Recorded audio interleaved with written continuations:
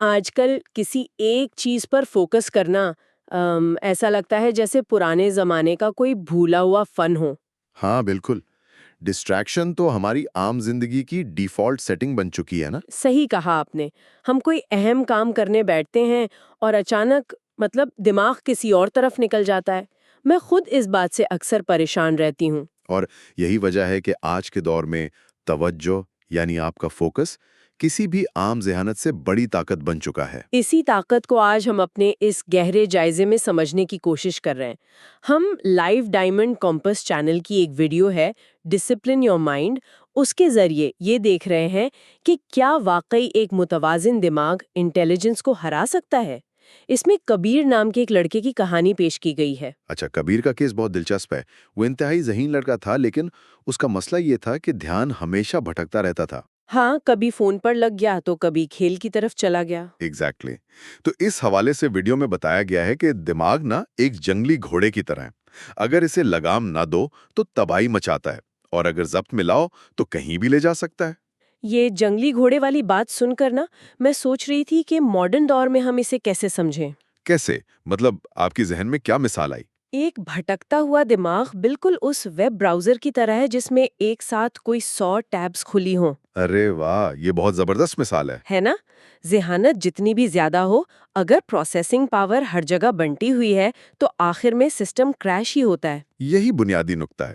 Intelligence اصل میں processing power ہی ہے، لیکن جب وہ الگ الگ جگہوں پر بکھری بھی ہو تو کسی ایک مسئلے پر اس کی پوری طاقت نہیں لگ سکتی۔ توانائی کا بکھر جانا ذہانت کو بے اثر کر دیتا ہے۔ صحیح۔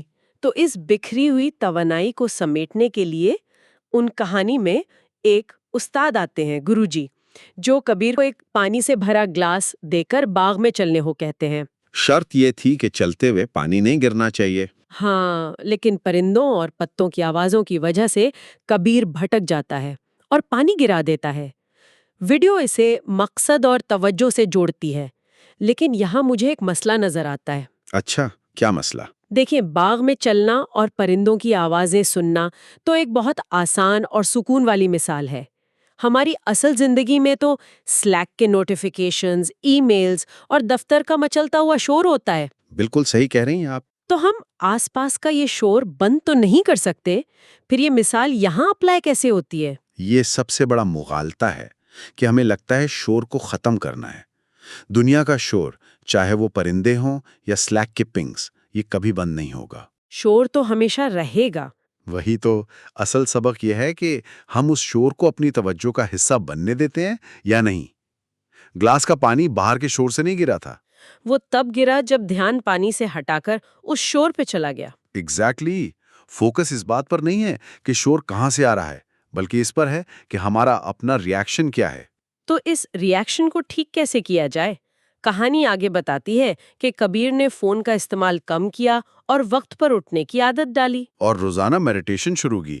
نتیجتاً 1 سال بعد اس نے ایک قومی مقابلہ جیت لیا جہاں باقی ذہین بچے مشکل سوالات سے گھبرا گئے تھے۔ لیکن یہ کوئی جادو تو نہیں تھا۔ اس نے اچانک یہ واقعی کیا کیسے؟ اصل میکینزم یہیں چھپا ہے۔ اصل مینٹل ورک آؤٹ وہ تخلیص دہ لمحہ ہے جب انسان کو احساس ہوتا ہے کہ دھیان بھٹک گیا ہے اور وہ زبردستی اسے واپس اپنے مقصد پر لاتا ہے۔ مطلب جب دماغ ادھر ادھر بھاگے تو اسے پکڑ کر واپس کھینچ لانا۔ ہاں، کبیر نے اپنے بھٹکتے ہوئے دماغ کو بار بار واپس لانے کی یہی عادت ڈالی تھی۔ یعنی مقابلے کے دوران باقی بچے اپنے دھیان کو بھٹکنے سے روکنے میں اپنی ساری توانائی ضائع کر رہے تھے، جبکہ کبیر کا دماغ ایک ہی وقت میں صرف ایک سوال پر پوری طرح فوکس کر رہا تھا۔ اور وہ کوگنیٹو فٹیگ یعنی ذہنی تھکاوٹ اور بار بار فوکس بدلنے کے نقصان سے بچ گیا۔ ذہنی نظم و ضبط انسان کو لگاتار کانٹیکسٹ سوئچنگ کے عذاب سے بچاتا ہے۔ تو اس سارے جائزے کا نچوڑ یہ نکلا کہ دھیان بھٹکنے پر گھبرانے کے بجائے اسے واپس لانے کی اس تکلیف دہ مشق کو قبول کرنا چاہیے۔ دھیان تو بھٹکے گا، لیکن اس دھیان کو واپس کھینچ کر لانا ہی اصل کامیابی کی بنیاد ہے۔ ذہنی ضبط کوئی جادو نہیں، بلکہ ایک مسل کی طرح ہے جسے روزانہ کی عادات سے مضبوط کیا جاتا ہے۔ اس پوری گفتگو کے بعد میں ایک سوچنے والی بات ضرور چھوڑنا چاہوں گی۔ ضرور بتائیں۔ اگر ذہنی ضبط واقعی عام ذہانت سے اتنا بڑا ہتھیار ہے تو شاید آگے بڑھنے کا راز مزید سمارٹ بننے میں نہیں چھپا۔ پھر کس چیز میں چھپا ہے؟ شاید آج کے دور کی سب سے بڑی سپر پاور صرف 5 منٹ کے لیے باقی ساری دنیا اور اس کے شور کے لیے بالکل بہرا ہو جانے کی صلاحیت میں چھپی ہے۔ یہ بہت گہری اور زبردست بات کہی آپ نے۔ جب اگلی بار دھیان بھٹکنے لگے نا تو اس سپر پاور کے بارے میں ضرور سوچئے گا۔